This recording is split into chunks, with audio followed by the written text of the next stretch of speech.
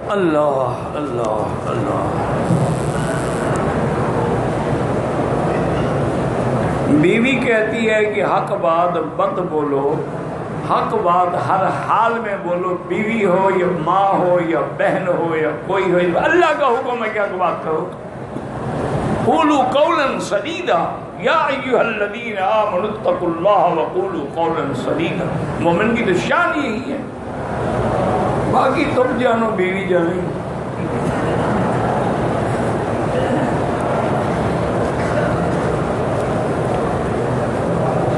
ہم لوگ سفر میں عشاء پڑھا رہے ہیں، دوسرے آدمی نے مغرب کی جماعت شروع کر دی، نہیں حنفی مسلک میں تو بھائی بالکل نماز نہیں ہوتی۔ اگر آپ کی نیت عشاء کے عشاء پڑھیں گے، آپ کے پیچھے مغرب نہیں پڑھ سکتا کوئی، کیونکہ آپ کی اور اس کی نیت میں فرق ہے۔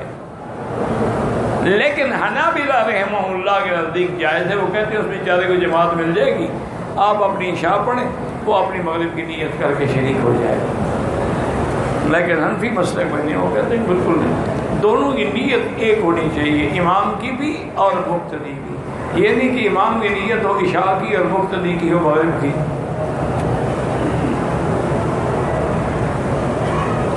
سفر کے اندر اگر آپ ہیں تو عشاء کی نماز 4 رکعت کے بجائے 2 رکعت پڑھیں گے، وتر تو ہر حال میں 3 پڑھیں گے، کیونکہ 3 آدھے ہو نہیں سکتے نا، 1.5 رکعت کیسے تقسیم کریں؟ اسی لیے مغرب کی نماز سفر میں بھی 3 رکعت رہے گی، کہ تقسیم نہیں ہو سکتی۔ فجر کی نماز بھی سفر میں بھی 2 رکعت ہے، کیونکہ 1 رکعت کی نماز قائل ہی نہیں ہے۔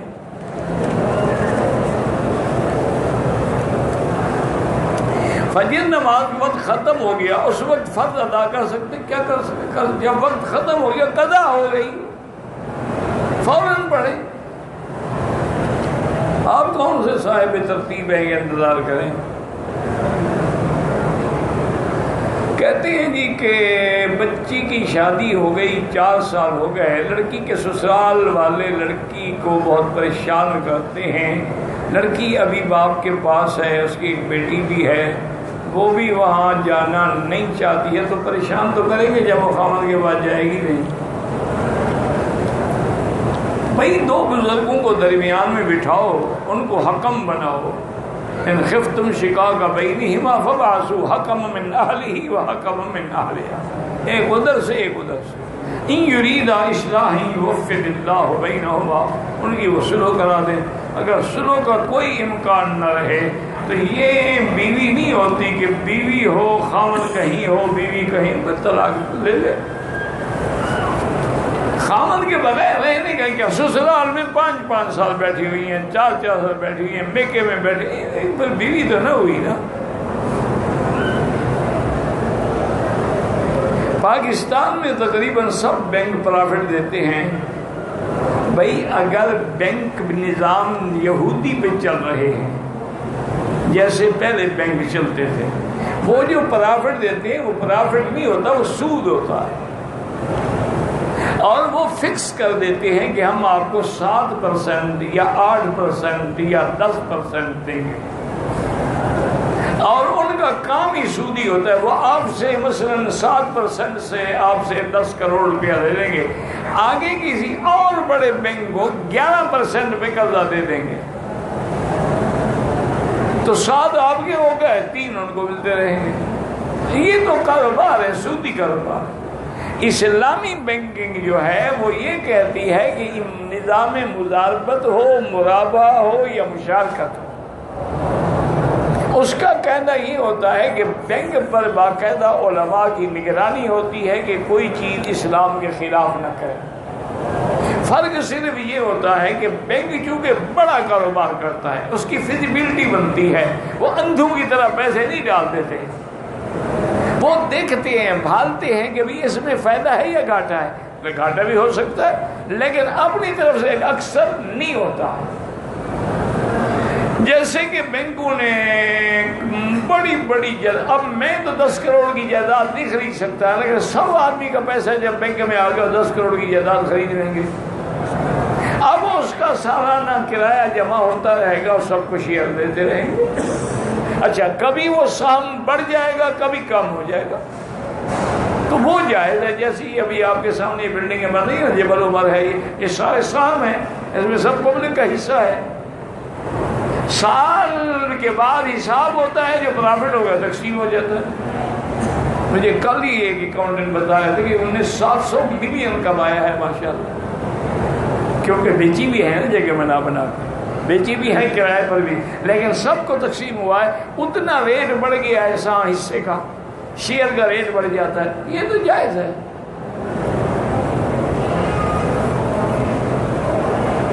کہتے ہیں کہ جی یہاں کے تعویذ بنوانا بھی, تعویذ بنوانا بالکل غلط ہے. حدیث میں منع آئی ہے تمائم کی, کہ جو تعویذ پہنتے ہیں اللہ پاک ان کو انہی کے حوالے کر دیتے ہیں. لیکن علماء نے یہ لکھا ہے کہ جیسے تعویذ سے مراد قرآن ہے, جیسے حضور کے صحابہ بھی فاتحہ پڑھ کے دم کرتے تھے, حضور پاک نے بھی دعائیں سکھائی ہیں, اعوذ بکلمات اللہ التامہ من شر شیطان الحامہ من کل عین لامہ. حضور نے بھی فرمایا تمہیں جیسا درد ہے, جہاں درد ہے وہاں ہاتھ رکھ لو, درود شریف پڑھو اور 3 دفعہ بسم اللہ بسم اللہ بسم اللہ اعوذ بعزت اللہ وقدرتہ من شر ما اجد واحذر 7 دفعہ پڑھیں, درد ختم ہو جائے گا. تو حضور تو لہذا علماء متاخرین کا فیصلہ یہ ہے کہ اگر تعویذ کا تعلق قرآن کی آیت سے ہے, یہ حدیث مصطفیٰ ہے, تو جائز ہے. اور اگر کوئی سریانی یا عبرانی یا کسی اور زبان میں, ہمیں کیا پتا وہاں شرک لکھا ہوا ہو, تو ان کو استعمال نہیں کرنا چاہیے. بہتر یہی ہوتا ہے آدمی بچ جائے, کیونکہ قریب جائے گا تو خطا تو پھر ہوگی نا. موسم حج کی خدمات کی اجازت چاہتے ہیں, پاکستان میں اس کا کیا طریقہ ہے؟ آپ پاکستان رہتے ہیں وہیں پتہ کریں. آپ اپنے ملک میں رہتے ہیں, مجھے کیا پتا آپ کے ملک کا طریقہ کار کیا ہے. یہ عجیب بات ہے. اس کا مسئلے سے بھی کتاب ہے, وہاں پوچھو, پتہ کرو وزارت حج والاوقاف سے. میرے کچھ رشتہ دار شیعہ ہیں, ملنا جلنا جائز ہے. حضور کے رشتہ دار کافر تھے, حضور ملتے تھے, ملنا جلنا تو کوئی منع نہیں ہے, لیکن دلی محبت نہیں رکھنی چاہیے. چونکہ دل کے اندر یہ کبھی نہیں ہو سکتا کہ حضور کے صحابہ کی محبت بھی ہو اور دشمنوں کی محبت بھی ہو, یہ جمع نہیں ہو سکتا. باقی ملنا, حضور کے پاس کافر رشتہ دار آتے تھے, حضور کا احترام کرتے تھے. ابو سفیان ابھی کافر تھے, جب مدینہ منورہ میں آئے اور اپنی بیٹی کے گھر میں گئے تو ان کی بیٹی ام حبیبہ نے حضور سے پوچھا کہ یا رسول اللہ ان ابی کا دماغ, میرا ابا آیا ہے, آپ جانتے ہیں کہ وہ مشرک ہے. میں اکرمی ابا, جاؤ اپنے باپ کا احترام کرو, عزت کرو, کھانا کھلاؤ, تمہارا باپ ہے.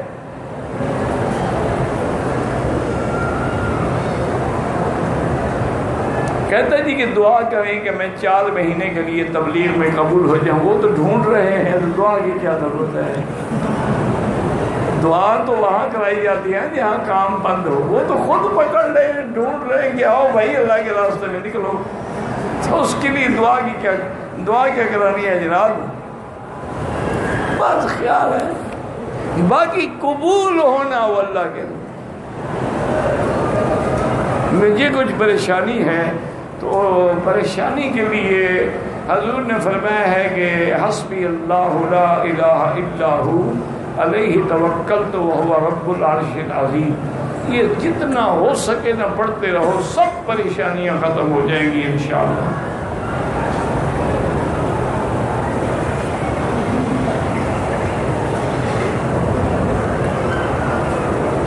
بریلوی کون سے امام کو مانتے ہیں؟ امام حنیفہ کو مانتے ہیں, اور کس کو مانتے ہیں؟ فقہ حنفی ہے ان کی بھی.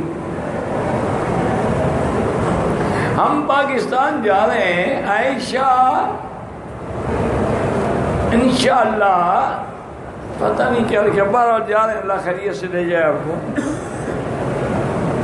میرا ایک دوست کا بھائی قید میں ہے, اللہ آزادی عطا فرمائے. اللہ ہر بے گناہ جو قید میں ہیں اللہ سب کو رہائی عطا فرمائے. اس وقت مسلمانوں کی حالت جو ہے وہ بڑی ابتر ہے. انا للہ و انا الیہ راجعون. ہر ملک کی جیلوں میں مسلمان.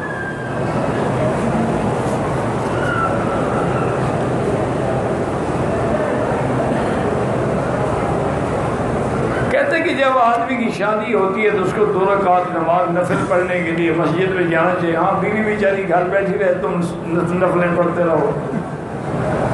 یہ تو نہیں ہے حدیث میں. یہ ہے کہ وہیں اسی کمرے میں کھڑے ہو کر 2 رکعت نفل پڑھ کے اللہ سے دعا مانگے, پھر بیوی کی پیشانی پکڑ کے دعا مانگے, تو انشاءاللہ معاملات اچھے رہتے ہیں. یہ تھوڑا کہ تم چلے جاؤ مسجد وہ وہاں بیچاری بیٹھی رہے, گھر والے سمجھیں کہ لڑائی ہو گئی ہے بھاگ کے جا رہا ہے. میں سعودیہ میں مقیم ہوں, 2 بچے ہیں, ان کو قرآن پاک کی تعلیم دلانا چاہتا ہوں تو بالکل دلائیں, اس میں کیا ہے. یہاں دلانا چاہتے ہیں تو مدرسے موجود ہیں, آپ اپنے ملک میں دلانا چاہتے ہیں مدرسے موجود ہیں, کوئی کمی نہیں ہے الحمدللہ. میں جدہ میں رہتا ہوں, کیا میں احرام جدے سے بھی پہنوں گا یا پھر میکا؟ بھائی وہی اگر عمرہ کر رہے ہیں جدے سے احرام باندھ کے بھی کر سکتے ہیں, مسجد عائشہ سے. مسجد عائشہ یا جدہ ایک ہی چیز ہے, یعنی مسجد عائشہ بھی حرم کے باہر ہے, جدہ بھی حد حرم کے باہر ہے. نہ وہ میقات ہے نہ وہ میقات. ہل ہے, ہل اور میقات میں فرق ہے. بغیر تصریح کے حج کروں یہ تم جانو, گورنمنٹ جانے, اس میں میرا کیا مسئلہ ہے بھائی. یہ تو قانونی باتیں ہیں نا, وہ تو قانونی لوگوں سے پوچھو. مرد اور عورت میں کیا فرق ہے؟ عورت بچے پیدا کرتی ہے, تم کرتے ہو؟ اتنا فرق تو معلوم ہے نا, باقی کسی اور وقت پوچھ لینا.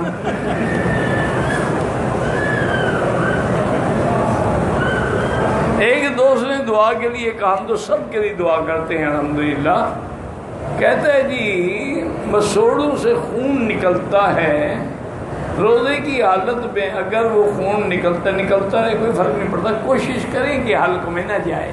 آپ یعنی یوں ایسے سوئیں کہ سرانہ اونچا ہو تاکہ وہ اندر نہ جائے. باقی اللہ معاف کرے, مجبوری کا کیا کر سکتے ہیں.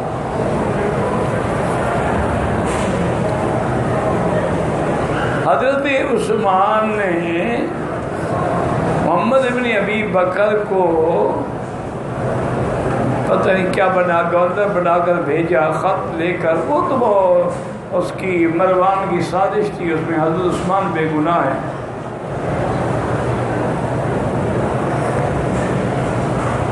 دوسرا خط حضرت عثمان نے نہیں لکھا تھا, وہ اس نے بنایا تھا, اللہ معاف کرے. حضرت علی کی خلافت کے ہوتے ہوئے حضرت معاویہ کیسے خلیفہ ہوئے؟ حضرت علی کے ہوتے ہوئے حضرت معاویہ خلیفہ نہیں تھے, اور وفات کے بعد حضرت حسن نے ان کے ہاتھ میں بیعت کر دی. تو بات کو سمجھا بھی تو کرو. حضرت علی اور حضرت معاویہ کے درمیان میں جنگ تھی, قصہ خون عثمان کا, لیکن حضرت معاویہ یہ نہیں کہتے تھے میں خلیفہ ہوں. اور جب حضرت علی رضی اللہ شہید ہو گئے تو آپ کے بعد خلیفہ بنے حضرت حسن ابن علی. تو حضرت حسن نے حضرت معاویہ سے صلح کر دی, خود خلافت چھوڑ دی اور ان کو خلیفہ بنا دیا. اور حضور کا وہ فرمان پورا ہو گیا کہ ان ابنی ھذا لسید لعل اللہ ان یصلح بہ بین فئتین عظیمتین من المسلمین, کہ یہ میرا بیٹا جو ہے نا یہ سردار ہے, اس کے ذریعے اللہ 2 بڑی مسلمان جماعتوں میں جھگڑے کو ختم کریں گے. تو وہ حدیث کی پیشین گوئی بھی پوری ہو گئی. حضرت حسن نے خلافت چھوڑ دی, جھگڑا ختم ہو گیا, قتال ختم ہو گیا, لڑائی ختم ہو گئی. اللہ کس مکان پہ ہے؟ اللہ سے پوچھ لو, قرآن میں ہے الرحمن علی العرش استویٰ. جب لکھنا نہیں آتا پوچھتے اللہ کے بارے میں. خدا کا خوف کرو, اللہ کی ذات میں کبھی بحث نہ کیا کرو, ورنہ ایمان نہیں رہے گا. جو قرآن میں ہے, حدیث میں آمنا ہے. طواف کے دوران رکن یمانی حضرت السلام بھول گیا, کوئی حرج نہیں. کل طور والا زیارت ہے. کل طور تو کہیں نہیں, کوہ طور پہاڑ کا نام ہے. وہ مصر اور فلسطین کے درمیان میں تشریف لے جائیں, زندگی رہی تو واپس نہیں آئیں گے, لیکن اللہ کو منظور ہے تو زیارت کر لیں گے. چونکہ اسرائیل کی لڑائی ہے نا ہر وقت. روضے اقصد اقدس پر درود شریف زیادہ پڑھیں بس بھی روزہ دعات کے ساتھ ہوتا ہے، زے کے ساتھ روزہ نہیں ہوتا۔ بس جناب ہماری قوم ہے، شوگر کا علاج بتائیں، 6 کلومیٹر روز پیدل چلا کریں۔ میں مذاق تو نہیں کر رہا، واک کریں شوگر ختم۔ اچھا حضور نے بھی بتایا ہے، میں الحمدللہ اپنی طرف سے حضور پاک سے پوچھا گیا شکونا بالضعف الی رسول اللہ صلی اللہ علیہ وسلم، یا رسول اللہ ہم بڑی کمزوری محسوس کرتے ہیں، اور میں علیکم بالنصر، تیز تیز چلا کرو۔ تم جناب 6 کلومیٹر روز چلو، پھر مجھے بتانا شوگر کا کیا ہے۔ تم کہو کہ بستر پہ بیٹھے رہیں، ہلے بھی نہیں، اور پراٹھے بھی کھائیں، اور تمام بلائیں بھی، اور مٹھائیاں بھی، اور حلوہ شریف بھی، رجبی کا حلوہ بھی ابھی آنے والا ہے، تو انشاءاللہ شوگر بڑھے گا، اسی سے ہی موت آئے گی۔ یہ ایسی ظالم بلا ہے کہ جہاں گری ستیہ ناش کر دیا۔ اللہ ہر مسلمان کو بچائے۔ بڑی موذی مرض، گردوں پہ گئی تو گردے ختم، آنکھوں پہ گئی تو آنکھیں ختم۔ انا للہ و انا الیہ راجعون۔ کفن کے کپڑے کو زمزم سے دھونے کا کوئی حکم نہیں ہے، اور نہ کبھی صحابہ نے دھویا ہے۔ ویسے آپ کی مرضی ہے، ایک رواج ہے، فائدہ کچھ بھی نہیں ہوتا میرا بھائی جب تک ایمان نہ ہو، اعمال صالحہ نہ ہو۔ تم کسی ہندو کو، رام چندر کو کعبے کا غلاف میں دفن کر تو بخشا جائے گا؟ اگر کوئی نیک عامل آگ جلا کر قرآنی آیات پڑھے، آپ جانے عامل جانے، مجھے ان چیزوں کا پتہ ہی نہیں ہے، مجھے تو خوش نہ آیا یہ طریقے خانقاہ۔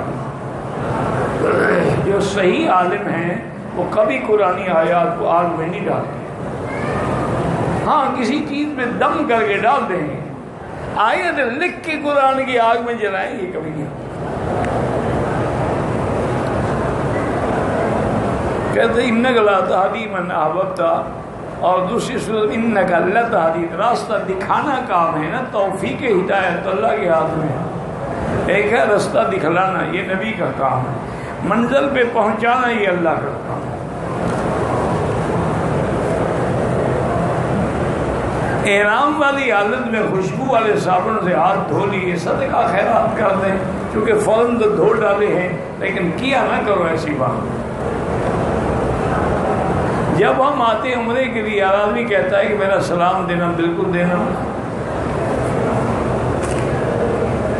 ہم نے 4 چکر طواف کے پورے کیے، 3 چکر چھوڑ کر گھر چلے گئے۔ طواف نہیں ہوگا حضرت، طواف 7 چکروں کا نام ہے، دوبارہ طواف کر لو۔ جناب میں حالت احرام میں گرمی کی وجہ سے 2 دفعہ علم نہ ہونے کی وجہ سے غسل کیا ہے، کوئی حرج نہیں۔ حالت احرام میں غسل کرنا جائز ہے، لیکن خوشبو والا صابن نہ ہو۔ حضور پاک نے حالت احرام میں مینا میں غسل فرمایا، عرفات میں غسل فرمایا۔ میری جیب میں سورۃ یاسین ہو تو حمام میں نہ لے جائیں۔ سورۃ یاسین تو قرآن کا دل ہے۔ سیرت النبی پر کوئی جامع کتاب، میرا بھائی سیرت النبی میں بہت کتابیں ہیں۔ سیرت النبی پہ نظرۃ النعیم ہے، سیرت النبی پہ خاتم النبیین ہے، سیرت النبی پہ رحمت للعالمین ہے، کئی کتابیں ہیں ماشاءاللہ۔ علامہ شبلی نعمانی کی سیرت النبی ہے، اللہ سب کی قبروں پہ کروڑوں رحمتیں فرمائے۔ نماز کے متعلق کوئی جامع کتاب، ہر کتاب جو بھی کتاب الصلاۃ ہے وہ جامع ہے۔ اگر آپ کو عربی پڑھنی نہیں آتی تو اردو کی لے لیں۔ مسجد عائشہ کی عمرے کا احرام ہاں باندھ سکتے ہیں، جیرانہ سے بھی باندھ سکتے ہیں۔ مسجد میں داخل ہونے کے بعد 2 نفل تحیۃ المسجد پڑھ لیے، اس کے بعد رفع حاجت کے لیے گیا، کیا دوبارہ داخل ہونا کوئی ضروری نہیں، 2 رکعت پڑھ لی، نیت کر لی، دوبارہ جانے وہی تحیۃ المسجد کے بعد کہہ دو لبیک بعمرۃ لبیک اللہم لبیک لبیک لا شریک لک لبیک۔ اللہ اکبر. جو حنفی مسلک پہ ہے عورتیں حج پہ آتی ہیں ہوٹل میں نماز پڑھنا بالکل جائز ہے، افضل بھی ہے، لیکن شرط یہی ہے کہ ان کی عزت و عصمت کی حفاظت ہو. یہاں ہوٹل پر بھی ہمارے لوگ کھڑے ہیں جو اب بندگی سے نکل کے درندگی میں آ چکے ہیں. عرب ہوٹلوں میں آ کے نوکری نہیں کرتے، اس لیے بہتر ہے عورتوں کو ساتھ لے آؤ. ہاں مجبوری ہے، بیچاری بوڑھی ہے، معذور ہے، ہر وقت نہیں تو ہوٹل میں پڑھے، بلکہ گھر کی نماز تو افضل ہے اس کے لیے. حالات یہ ہیں کہ اگر نوجوان لڑکی ہے حیض آگے ہوٹل میں اکیلا نہ چھوڑو، لے آؤ ان کو باہر میدان میں بٹھا دو، طواف کر کے پھر اپنے ساتھ لے جاؤ. ابھی تک مکہ مکرمہ مدینہ منورہ میں حضور کے رشتہ دار موجود ہیں. آپ کے ملک میں بھی ہیں، جتنے قریشی رشتہ دار ہیں نا. آپ کے ملک میں کوئی کمی ہے قریشیوں کی؟ قریشی بھی ہیں، ہاشمی بھی ہیں، جیلانی بھی ہیں، سارے موجود ہیں ماشاءاللہ. جب وہاں ہیں یہاں کیوں نہیں ہوں گے؟ یہاں تو باقاعدہ قریش قبیلے کے قبیلے ہیں ماشاءاللہ. ایک انسان اگر پہلا عمرہ پاکستان سے، دوسرا مسجد عائشہ سے، تیسرا مسجد نبوی سے، چوتھا کرے تو بالکل جائز ہے، لیکن ہر دفعہ سر پہ اس طرح پھرانا ہوگا. حضور کو معراج ہوئی، بالکل ہوئی، الحمدللہ رجب میں ہوئی. زندگی تو انشاءاللہ بیان کریں گے. کہتے ہیں جی کچھ لوگ جو ہیں بلا ضرورت کپڑے وغیرہ بیت الخلا کے لفٹوں میں پھینک دیتے. اللہ ہدایت دے. ایک عورت کا حرم پاک یا رہائش میں بھائی گھر میں نماز پڑھے 1 لاکھ ملے گا اس کو، لیکن آج کل حالات میں اکیلا نہ رکھیں. 4-5 عورتیں ہیں بیٹھی رہیں.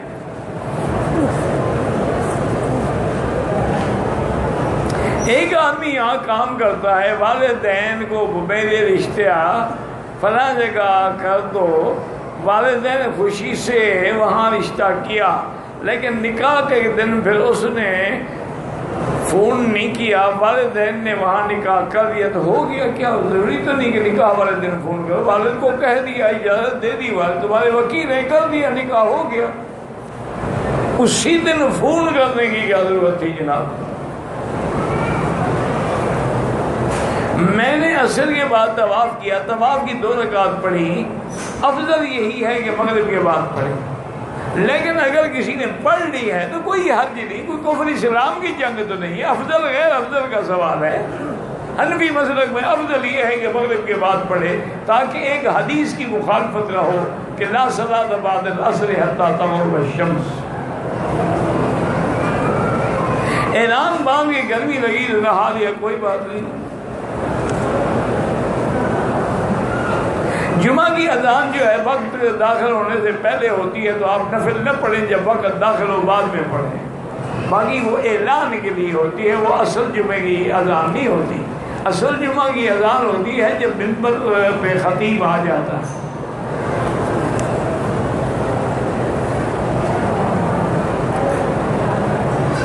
پتہ نہیں حضرت جی جبل عمر، پتہ نہیں مجھے سمجھ نہیں آئی. بھاری حضرت عمر کا نہیں ہے، یہ نہ سمجھنا کہ زمین شاید ساری حضرت عمر کی ہے. ایک چیز کا نرخ نقد اور ادھار میں فرق ہے، وہ جائز ہے. مکروہ اوقات میں افضل یہی ہے کہ نماز نہ پڑھیں. حرم میں اکثر لوگ خیرات کرتے ہیں، صاحب حیثیت کو نہیں لینی چاہیے. جو صاحب حیثیت ہے وہ خیرات کرنا سیکھے، لینا نہ سیکھے.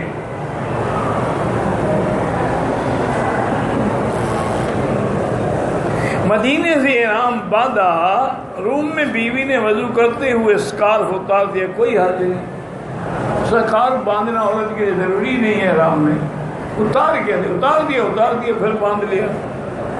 پاکستان نے احرام باندھا مہربانی کی وجہ سے برا نہیں کیا، پاک ہونے کے بعد ایسا مسجد سے دوبارہ نیت نہیں کرنی پڑے گی، نیت تو کر کے آئی ہے نا بھائی، سمجھا کرو نا۔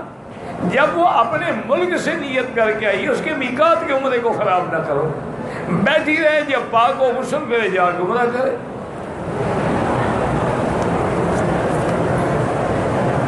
بینک الفلاح میں نے سنا ہے کہ اسلامی طریقے پہ کام کرتے ہیں۔ باقی بات یاد رکھو، میں نے کسی بھی بینک کا باقاعدگی سے ان کے جو ہدایات یا کتابیں نہیں پڑھی، لیکن مجھے تسلی ہے بہت سارے علماء کہتے ہیں وہ ٹھیک ہے۔ جو خواتین عمرے کے لیے آتی ہیں حیض روکنے کے لیے اگر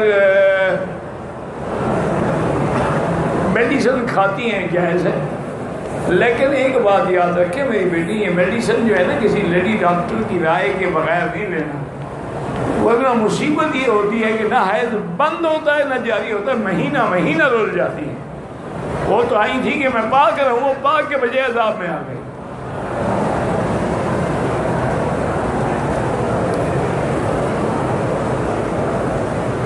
کہتے ہیں جی کہ اگر میں عمرے پر بال کتنے بال کٹواؤں، اس طرح پھر میں، ورنہ چوتھا حصہ بال، اتنے بڑے بال ہیں چوتھا حصہ سارے سر کا ٹک نہیں لگا، دو ادھر تین ادھر، پھر دم پڑ جائے گی۔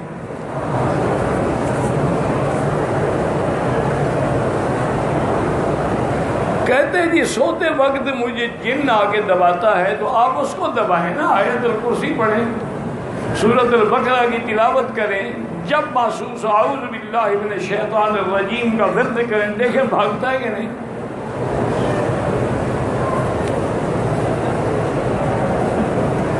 حالت احرام میں خوشبودار ٹشو استعمال کیا نہیں کرنا چاہیے تھا، صدقہ کر دیں۔ میں طواف کیا تھا، میرا بیٹا گم ہو گیا تھا، بیٹے کی تلاش میں احرام اترا صفا مروہ نہیں کیا، بیٹا مل گیا، پھر احرام کتنی دیر تک آپ نے اتارا؟ اگر 2-3 گھنٹے ہیں تو پھر صدقہ ہے، اگر پورا دن گزر گیا تو پھر دم ہے۔ حرم کا کوئی امام پاکستانی نہیں ہے، آپ ہی کافی ہیں انشاءاللہ۔ آپ جو ہیں ماشاءاللہ، اس سے بڑی بات اور کیا ہو سکتی ہے۔ بہرحال اللہ پاک رحمت فرمائے۔ اللہم صلی علی سیدنا محمد وعلی آل سیدنا محمد کما صلیت علی ابراہیم وعلی آل ابراہیم فی العالمین انک حمید مجید۔ اللہم انت ربی لا الہ الا انت الاحد الصمد الفرد الذی لم یلد ولم یولد ولم یکن له کفوا احد۔ اللہم انت ربی لا الہ الا انت الحنان المنان بدیع السماوات والارض یا ذا الجلال والاکرام۔ اللہم الطف بنا فی تیسیر کل عسیر فإن تیسیر کل عسیر علیک یسیر۔ اللہم یسر امورنا وامور اولادنا وبناتنا واخواننا واصحابنا وامور من اوصانا واستوصانا وامور المسلمین۔ اللہم اشفنا واشف مرضانا ومرضى المسلمین۔ یا اللہ بیماروں کو شفا عطا فرما، یا اللہ ہماری ظاہری باطنی روحانی جسمانی بیماریاں کمزوریاں دور فرما، یا اللہ بے حیاؤں کو حیا عطا فرما، یا اللہ بے اولادوں کو اولاد صالح عطا فرما، یا اللہ بے روزگاروں کو روزگار عطا فرما، یا اللہ قرض داروں کے قرض عطا فرما، جن کے گھروں میں بچیاں ہیں یا اللہ ان کو خیر کے رشتے نصیب فرما، یا اللہ مسلمان جس ملک میں ہیں، عرب میں ہیں، عجم میں ہیں، ان کی جان مال آبرو عزت کی حفاظت فرما۔ یا اللہ حرمین شریفین کو قیامت تک ہر فتنے سے محفوظ فرما، یا اللہ پاکستان کی حفاظت فرما، یہود اور ہنود کی سازشوں سے محفوظ فرما۔ ربنا تقبل منا انک انت السمیع العلیم تب علینا انک انت التواب الرحیم۔ صلی اللہ تعالی علی خیر خلقہ سیدنا محمد وعلی آلہ وصحبہ اجمعین۔ اللہم صلی علی سیدنا محمد وبارک وسلم۔